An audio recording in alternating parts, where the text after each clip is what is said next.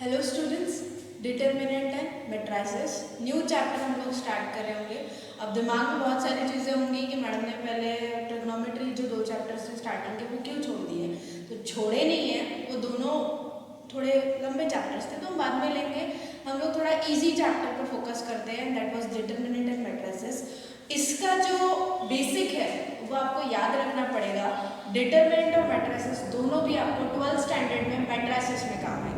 Okay, matrices में adjoint हो गया, एलिमिनेशन मेथड हो गया, इस तरीके की कुछ मेथड है इनवर्स फाइंड आउट करने के लिए जिसमें आपको काम में है। ओके, सो अब आपको बताती हूँ कि डिटर्मिनेंट क्या होता है, क्योंकि दोनों चीज़ें आपको पढ़ना है। लास्ट ईयर तक के मतलब 2 या 3 साल पहले क्या होता था हमारे टाइम पे, मैट्रिसेस अलग होता था, डिटर्मिनेंट अलग होता था, 2 डिफरेंट चैप्टर्स होते थे।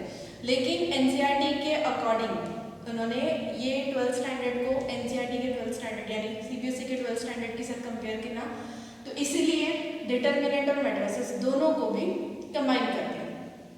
तो अब हम लोग दोनों चैप्टर्स भले ही कंबाइन हुए लेकिन डिफरेंट डिफरेंट पोर्शंस में है। तो पहला पोर्शन जो हम लोग स्टार्ट करें दैट वाज डिटर्मिनेंट।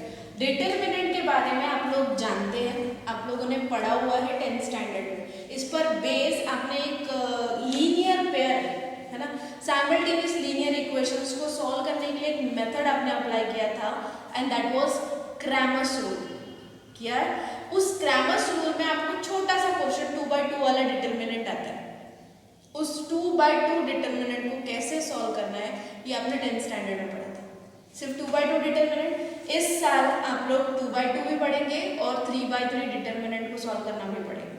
क्लियर? चलिए सबसे पहले स्टार्ट कर लेते हैं कि डिटर्मिनेंट क्या होता है। एक्चुअली में डिटर्मिनेंट क्या है कि 2 मॉड के बीच में आप इस तरीके से रिप्रेजेंट कर रहे हो 4 एलिमेंट्स को, है ना, तो उसी को बोला जाता है डिटर्मिनेंट्स। ये जो नंबर्स है A B C D, these are not the elements of that determinant, right. ये जो A B C D है ना बच्चों, इनका इन सबका अपना एक रिप्रेजेंटेशन है, अपना एक पोजीशन है। ओके, तो ये जो पहला एलिमेंट है जैसे A, राइट, उसका पोजीशन को बोला जाता है 1 1। ओके, सेकंड पोजीशन को बोला जाता है 1 2। फिर ये जो सेकंड वाली जो है सेकंड पोजीशन दैट वाज 2 1 और ये है 2 2। अब आप बोल रहे होंगे कि मैडम दैट इज 1 1 1 2 2 1 2 2, ये आया कहां से, राइट। चलिए मैं आपको बताती हूँ, ये है आपका determinant, right, C D. Clear? आप अभी तक के बेसिक चीजों अगर आप देखेंगे तो इस तरीके का अगर पोर्शन रहता है तो इनको आप क्या बोलते हैं, रोज बोलते हैं। This is your first row, this is your second row. और अगर कुछ इस तरीके से रहा तो इसको आप क्या बोलते हैं, कॉलम बोलते हैं, राइट। तो इसके अकॉर्डिंग ये ए बी और ये सी डी अगर आप हॉरिजॉन्टल पोर्शन में देखेंगे तो ये काम क्या कर रहे हैं, रो का। ये भी काम क्या कर रहा है, रो का। ये कौन सी रो हुई, फर्स्ट रो, क्योंकि ऊपर में है तो फर्स्ट रो पहली दिख रही है तो। और ये कौन सी हुई, सेकेंड रो। यहाँ तक समझा? उसके बाद ये देखिए कॉलम में भी है, तो ये फर्स्ट कॉलम और ये सेकंड कॉलम, राइट। यहां तक समझा? This is your first row, this is your second row, this is your first column, this is your second column. अब देखिए जो पोजीशन 1 1 है, व्हाट इज दैट, A1 1, ये कहां से आया, राइट। ये जो नंबर A11 है यानी ए दिख रहा है, ये फर्स्ट रो और फर्स्ट कॉलम का मेंबर है। किसका, फर्स्ट रो फर्स्ट कॉलम का मेंबर है, इसलिए इसका पोजीशन बोला जाता है 1 1। क्लियर? यानी फर्स्ट ये पहला एलिमेंट आता है रो के लिए, ये दूसरा आता है कॉलम के लिए। क्लियर? पहला एलिमेंट रो के लिए, दूसरा एलिमेंट कॉलम के लिए। तो ये जो 1 1 रिप्रेजेंट क्या कर रहा है कि ये जो एलिमेंट ए है ये फर्स्ट रो में है और फर्स्ट कॉलम में है। चलिए नेक्स्ट एलिमेंट से देखते हैं, 1 2, है ना।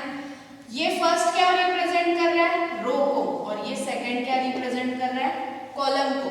तो ये क्या हुआ, फर्स्ट रो दिख रहा है, फर्स्ट रो में बी, राइट। ये जो A12 जिसको हमने बी है हमारा, राइट, दिख रहा है, यानी B12 भी लिख सकते हैं। ओके, ये देखिए अगर यहाँ पे भी देखना है, फर्स्ट रो में आ रहा है, उसके बाद ये कॉलम बोल रहा है, देखिए सेकंड कॉलम में आ रहा है।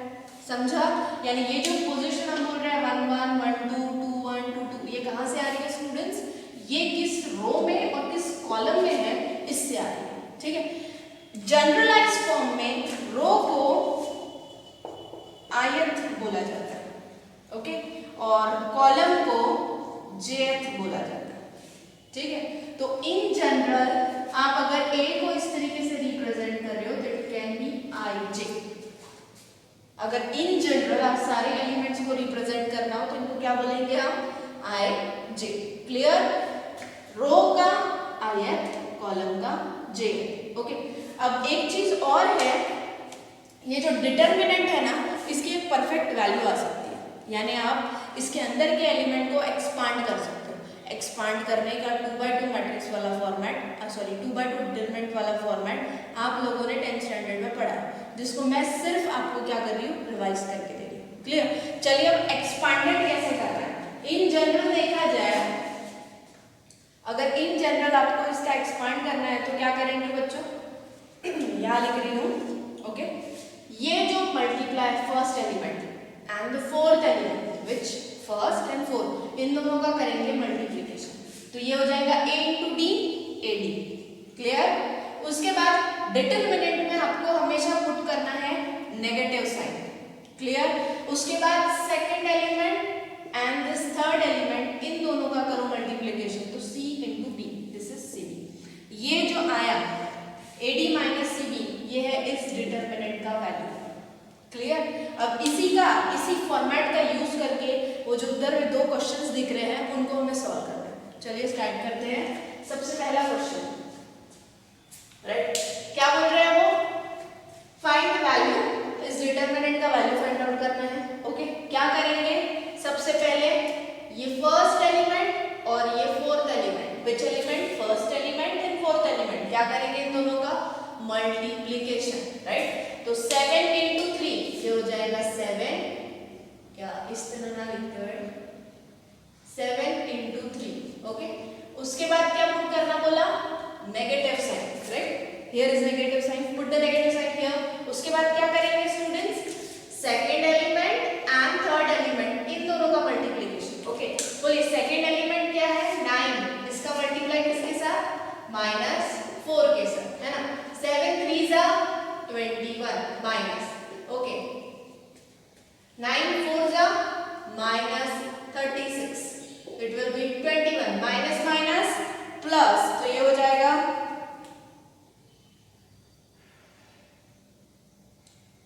माइनस माइनस प्लस, तो ये हो जाएगा 36, राइट। बोलिए ऐड करिए, 6 + 1 इट इज 7, 3 + 2 इट इज 5, तो आंसर इज 57। सी, डिटरमिनेंट का एक परफेक्ट वैल्यू आया। इसके बाद चलिए नेक्स्ट की तरफ बढ़ते हैं। क्या है डिटरमिनेंट का मेथड, फर्स्ट एंड लास्ट, क्योंकि ये फंक्शन के फॉर्मेट में है तो डरना नहीं। ऐसे ही आपको ट्रिग्नोमेट्री भी आएगा, उसको भी सॉल्व करना पड़ेगा, आपको होमवर्क में आएगा वो question, and that was also easy. तो अगर फंक्शंस बीच में आ रहा है तो डरना नहीं, इसलिए मैंने एक फंक्शन का भी प्रॉब्लम दिया। चलिए स्टार्ट करते हैं। क्या करेंगे, फर्स्ट लास्ट मल्टीप्लाई, राइट। बोलिए फर्स्ट एलिमेंट क्या है, लॉग, ये पावर है, ये नीचे सफिक्स में 4 है और ये 2 है। क्लियर? उसके बाद इनटू 4, ओके। उसके बाद क्या पुट करना है, negative sign, then second number and third number, इन दोनों का multiplication, it will be log 4 twice into 2। Clear? चलिए, ये जो है ना, मैं ये मल्टीप्लिकेशन में ये 4 सामने लिख देती हूँ, तो it was log 4 twice minus, ये सेम चीज 2 के लिए भी, तो log 4 2 स्क्वायर। अब आप बोल रहे हो कि ऐसा क्यों किया, ओके। चलिए मैं आपको एक और चीज बताती हूँ। लॉगरिथम का एक रूल है स्टूडेंट्स, कि अगर log a to the power b इस तरीके का क्वेश्चन है और log के सामने कोई नंबर है तो वो चला जाता है उसके पावर में, तो ये बन जाएगा log b to the power a। Clear? तो इस तरीके से ये 4 भी चला जाएगा 2 के पावर में, तो ये हो जाएगा log 4 2 का पावर 4। क्लियर? माइनस सेम चीज 2 के लिए, ये 2 चला जाएगा ऊपर, तो ये 4 एज इट इज, और ये 2 to the power